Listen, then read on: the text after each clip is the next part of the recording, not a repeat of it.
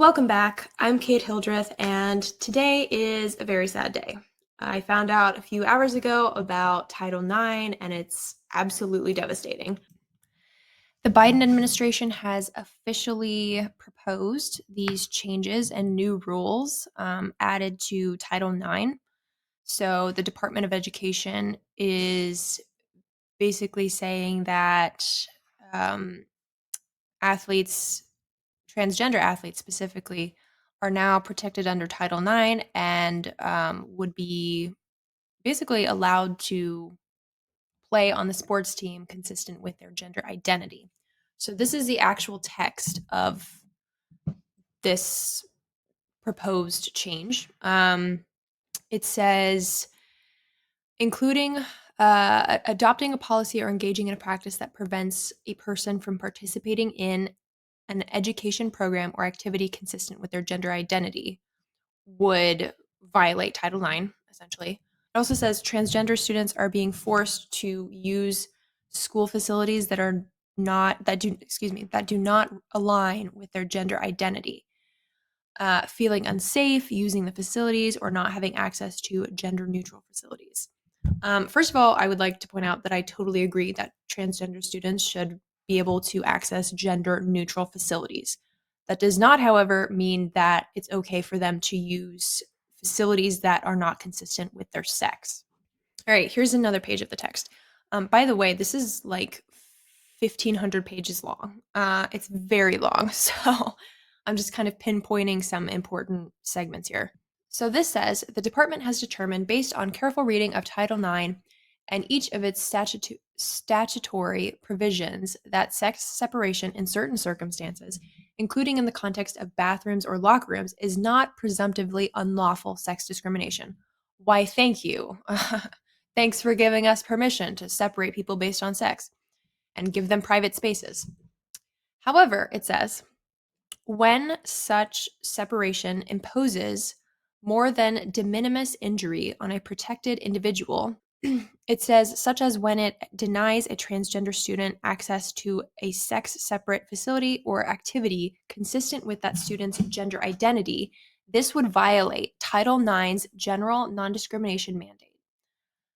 So basically, it's saying that it's not unlawful if you say these are sex separate facilities, like this is the men's bathroom and this is the women's bathroom. But if you're telling a transgender person that if you're telling a transgender woman that they don't belong in the women's locker room, that violates Title IX. So basically, they just negated what they just said.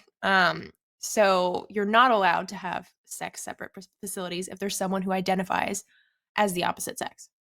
The strange thing about this too, what makes it even stranger, I should say, is that in the existing Title IX, transgender people and protections based on sexual orientation they're already in Title IX. Like Title IX already says you're not allowed to discriminate on the basis of sex, including sexual orientation or gender identity. It says all students should be guaranteed an educational environment free from discrimination on the basis of sex, including discrimination in the form of sexual harassment, which encompasses sexual violence, and including discrimination on the basis of sexual orientation or gender identity. Great. Okay, so don't harass people, don't attack people based on their gender identity and sexual orientation. That makes complete sense. What doesn't make sense is this really weird and evil, I think, addition to Title IX, which is the one we read first, which says that, in addition to those quote unquote protections, here's something that says, actually, even though we said previously that you have the right to, women, you can have your own bathroom, men, you can have your own bathroom. Now we're saying, actually, that's only the case if someone doesn't say that they identify as the opposite gender. People are already protected. You know, they, you're not allowed to harass someone, you're not allowed to attack someone or, anything like that based on their gender identity or their sexual orientation. Totally makes sense. What doesn't make sense is all of these weird additions that allows a man, a biological man, to enter a women's restroom or locker room or private space. It doesn't it's sports teams, all of these things. This is from AP News. The title of this article is LGBTQ students would get new protections under the Biden plan. The translation of that is that women are getting pushed farther down the totem pole for the sake of LGBTQ rights. So essentially, these changes to Title IX would allow trans girls, for instance, to join the girls' sports team. If anyone contradicts it, if anyone questions it, if anyone's not okay with it, that's considered harassment under Title IX now. It says, quote, preventing someone from participating in school programs and activities consistent with their gender identity would cause harm in violation of Title IX. Apparently, the definition of sexual harassment is also going to be expanded to cover a wider range of misconduct. Schools would be required to address any allegation that creates a hostile environment for students, even if the misconduct arises off campus. Wow. So just to give you an example of what this might look like in a real-world situation, by expanding this definition of misconduct, harassment, to situations that occur off campus as well and being very vague about it, that could essentially mean that a group of girls who wants to have a sleepover and they don't invite a trans girl, the trans girl could then say, these girls are bullying me, they're excluding me, they're harassing me by not inviting me to their sleepover. That's just one example, but because this is so vague and they're expanding this and, expanding it to off-campus situations, this very well could be a reality for girls. This article also says if the proposal is finalized, it will mark the second rewrite of federal Title IX rules in 2 years.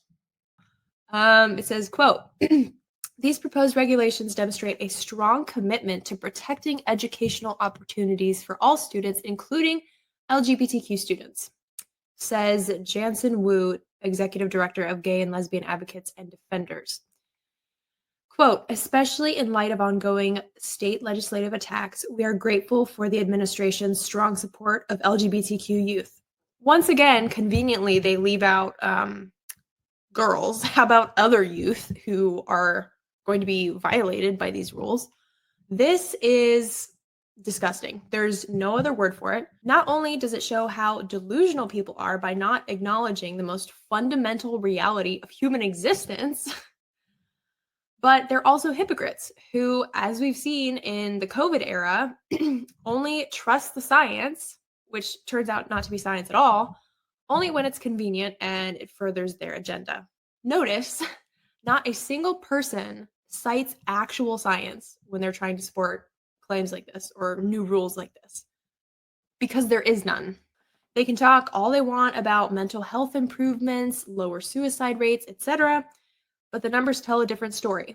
I would love to do a more in-depth video about that and about the recent long-term study that came out, which is one of the only long-term studies we have, in addition to comparisons of suicide rates in countries that actually ban transgender surgeries for minors.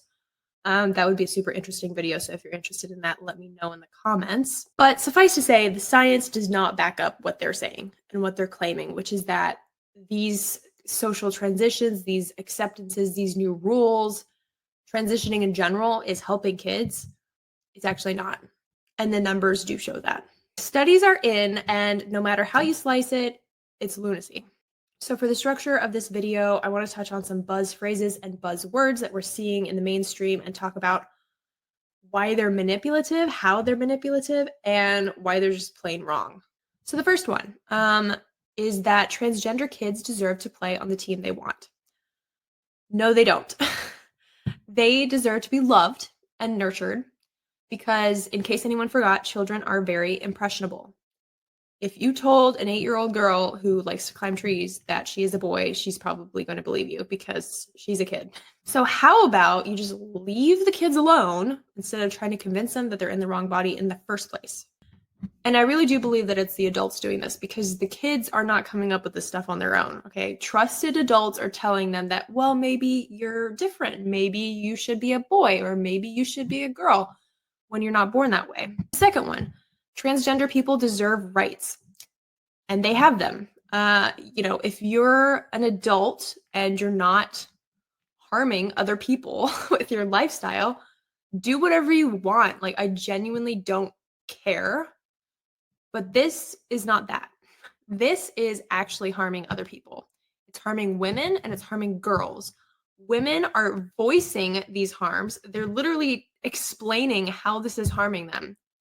And the Biden administration and everyone else who supports this is just plugging their ears, la la la la la, putting women in danger for the sake of affirming someone else's self-perception. Let me tell you something. Someone's right to be affirmed in their self-importance, in their delusions, in their self-perception does not trump my right to safety. Like, they're not even on the same level.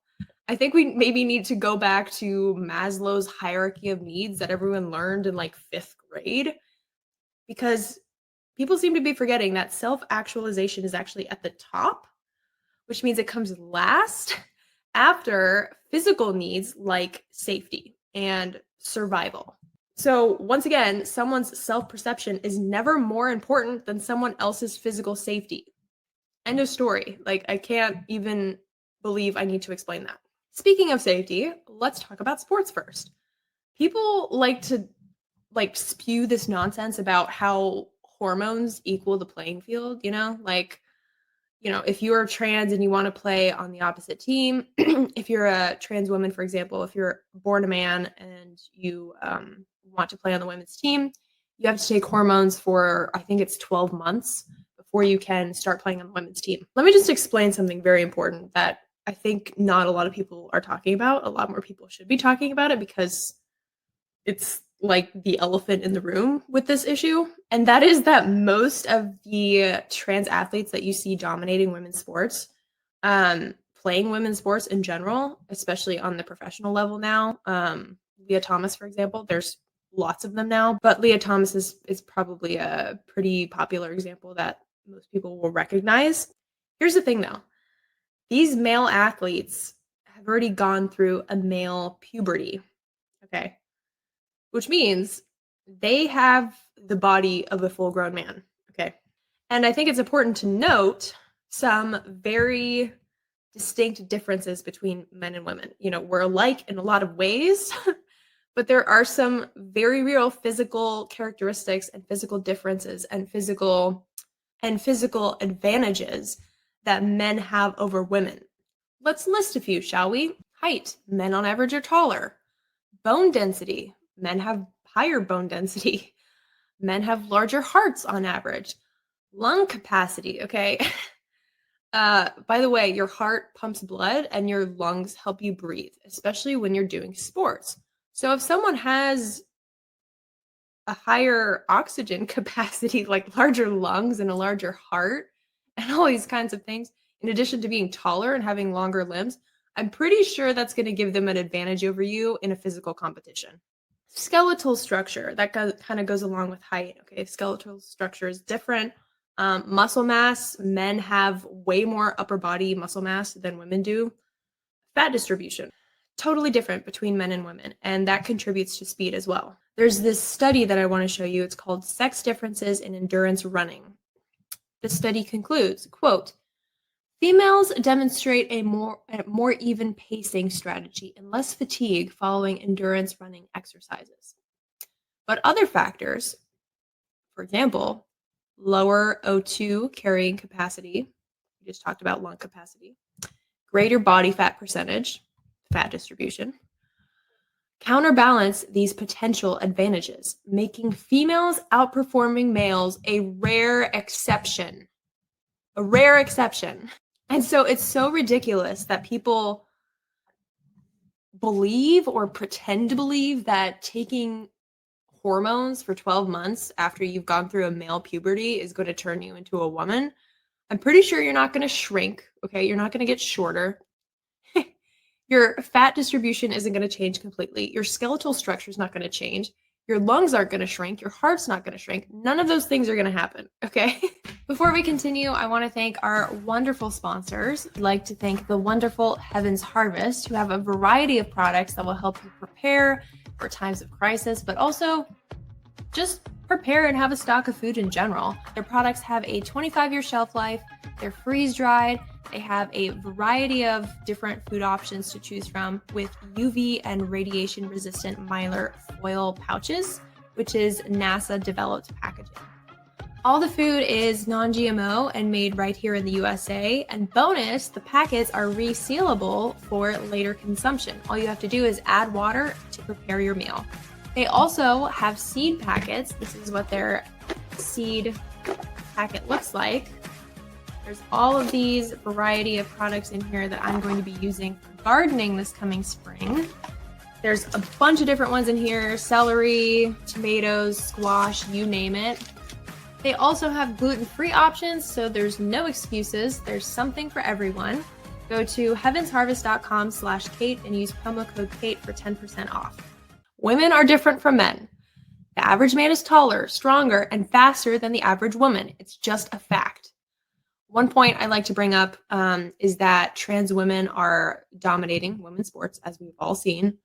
It's not, some rare thing that pops up now and again. If there is a trans woman athlete on a women's team, more than likely that athlete is going to dominate or be at the top. That's why we're seeing so many trans women winning all of these awards, taking them away from actual women. So yes, trans women are dominating women's sports, and anyone who tells you otherwise is either lying to your face or is too ignorant to have an informed conversation about this. Because look at the facts, look at the statistics, look at the science of biology. Trans women dominate women's sports because they are biological men. And we just went over all of the physical advantages men have over women. And I want to ask this question because I feel like I just haven't heard this question being asked a lot. We see trans women dominating women's sports. Why is it that we don't see trans men dominating men's sports? Like at all. Not even just on a rare basis, but at all. It's because they're biological women. Taking testosterone for 12 months isn't going to make them taller, give them larger hearts or oxygen capacity or like a man's upper body strength, muscle mass naturally. That's the point. That would be ridiculous. This is why women fought so long and hard to get their own sports league. Okay. If there were no differences between men and women, why even have separate sports teams, right? Because men and women are different. Their skill sets are different. In tennis, okay, men play best of 5 sets. Guess how many women play? Best of 3, okay? There's different ability levels here. Serena Williams is a great tennis player, but if she played Roger Federer, she'd be slaughtered. I know that. She knows that. Everyone with half a brain knows it because Roger Federer is a man.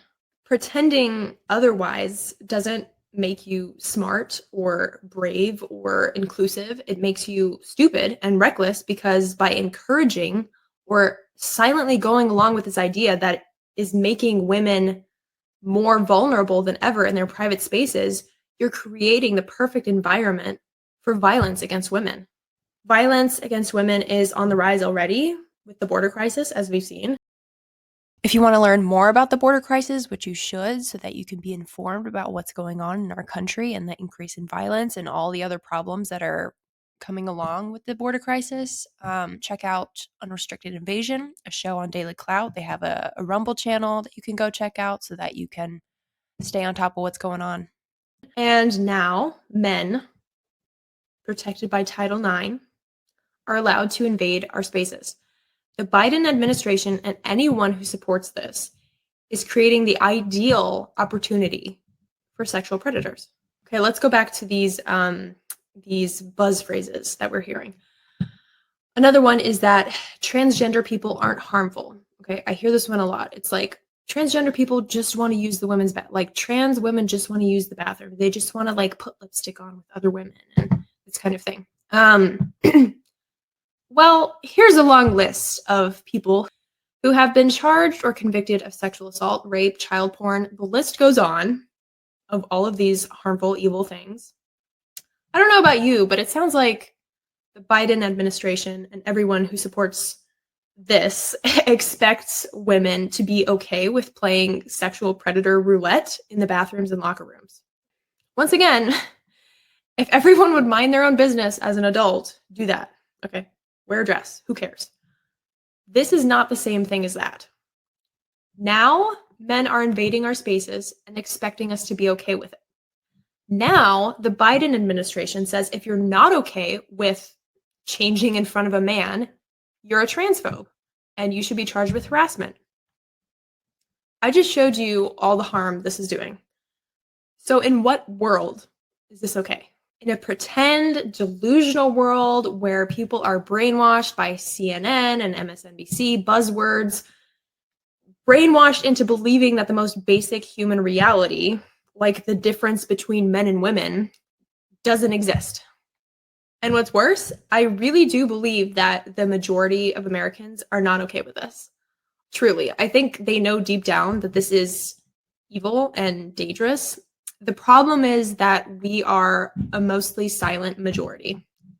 Most people are afraid, too scared to speak up, too scared to be charged with harassment now, or called a bigot or a transphobe, or my personal favorite, TERF. TERF is a acronym for Trans Exclusionary Radical Feminist, which I learned after getting into a debate about this a few years ago with someone from high school. Just on Facebook, we were like going back and forth, and he called me a TERF, and I was like, "What's that?" I looked it up, and it kind of made me laugh because I'll tell you what, I mean, if calling men men and women women and protecting women and girls from unfair, humiliating, and dangerous situations makes me a radical, I'll take it. I will gladly take it. We have a lot of work to do to try to combat this in our communities, in our states, in our country. And it's not going to happen unless more of us speak up about it.